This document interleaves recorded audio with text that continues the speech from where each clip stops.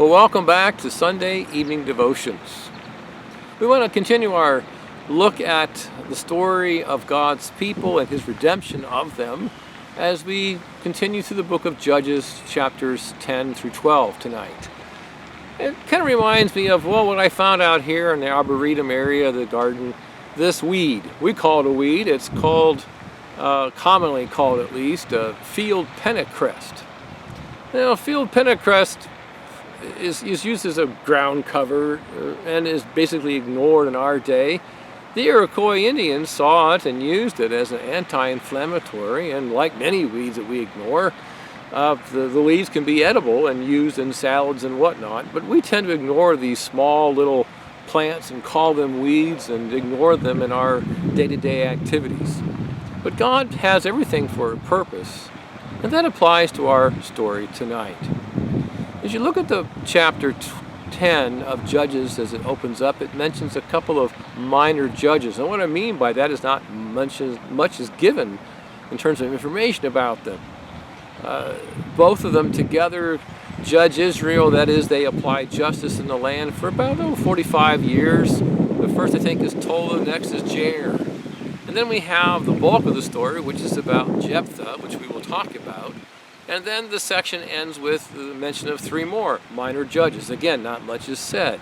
And they give rest of the land for 20 to 30 years or so. God uses small things. God uses insignificant things. And all these things point us to Jesus. And that's what we want to talk about as we think about our stories tonight. So, what is it about Jephthah that stands out? You may remember that he was raised up when, again, the people of God had called upon God to deliver them from their enemies. And the people of Ammon and the Amorites and the Canaanites were oppressing the people. And what was happening here was that the people were, again, following the gods of the peoples around them. And so God turned them over to that kind of oppression and enslavement. And the people cried out to God, and God said, well, go to the gods that you have cried out to. And of course, those gods are no gods and couldn't help them. And they repented even all the more, and they suffered greatly. And so they put away their false gods and cried upon God and said, we've sinned. And so God, out of His compassion, out of His merciful covenant relationship with them, raised up then Jephthah, a mighty man of warrior. Now, you need to understand here what God is doing. God's heart, we're told, was grieved over the suffering of His people. He was moved by it. They deserved it, just as we deserve God's condemnation, but He's moved by our condition, and He's moved to act so that God so loved the world that He gave His only begotten Son. Indeed, God stepped forward, even though we don't deserve it. While we were yet enemies, Christ died for us. Let's go back to the story of Jephthah. So God raises him up, and he then fights from the people of Gilead. Now, what was going on is that the judges were becoming more and more like the Canaanite kings. They would amass a certain amount of respect from the people, and people want them to be kings over them, and they would treat their sons with honor and dignity and all those kinds of things. In Jephthah's particular case, we're told that he was the son of a man of Gilead, but he was a harlot's son. That he was illegitimate. He wasn't of the family, and so he was despised and put off. But he was a man of valor. God had given him certain abilities, and he gathered around a force of other men who would ride with him, as it were, and they were seen as a band and would cause havoc to Israel's enemies. And they said, well, we want this guy to reign over us. This guy's got strength and power and ability. We don't care about his pedigree. You see, God is raising up the lesser things, the more base things, to humble the things that are. So the guy that God calls is Jephthah. Now, the other thing you may remember about Jephthah is after the great victory that God gives to him, and it's clear that it's God's victory. That's the whole point of the story. It wasn't the might of man or his intelligence, but God who did it. Jephthah then makes this vow, a vow that the first thing that comes out of my door when I come back, I'm going to sacrifice to the Lord. And you may remember that that was his daughter. And so then there's all this question about the commentators. Well, did Jephthah really sacrificed her, and we're left, the question somewhat open-ended, but I suspect that's exactly what happened.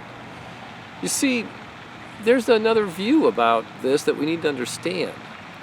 God isn't pleased when we try to make our offerings a payment, when we somehow try to manipulate God by our offerings. That's what Jephthah was doing. He was cutting a deal. God, if you give me the victory, I'll do this.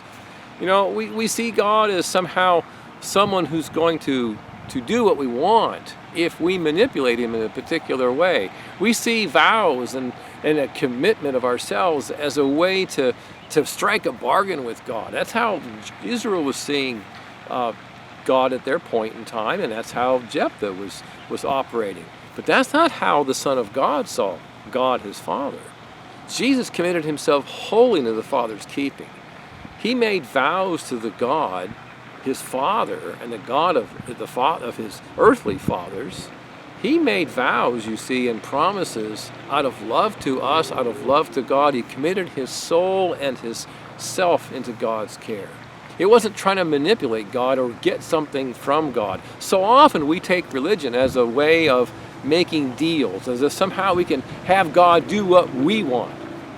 Well, God will do what he wants, and he graciously uses you and me and others to accomplish that. He doesn't need us to make deals with him. In fact, he wants us to love him. He wants us to understand that we stand by grace, not by our own efforts. He wants us to understand of his great undeserved love that he has towards us who are sinners. Well, that's the point of the gospel. So Jephthah points us to Christ, but you see, it's this brokenness that's going on in the book of Judges that's asking the question, is there not someone better? Isn't there one who will come and judge righteously God's law for us, and who will give himself wholly to God out of devotion to God, that we might know how to do that? Well, that person has come, and it's Jesus. Jesus, the Son of God. Jesus, the only Savior. Well, that's good news. Good night.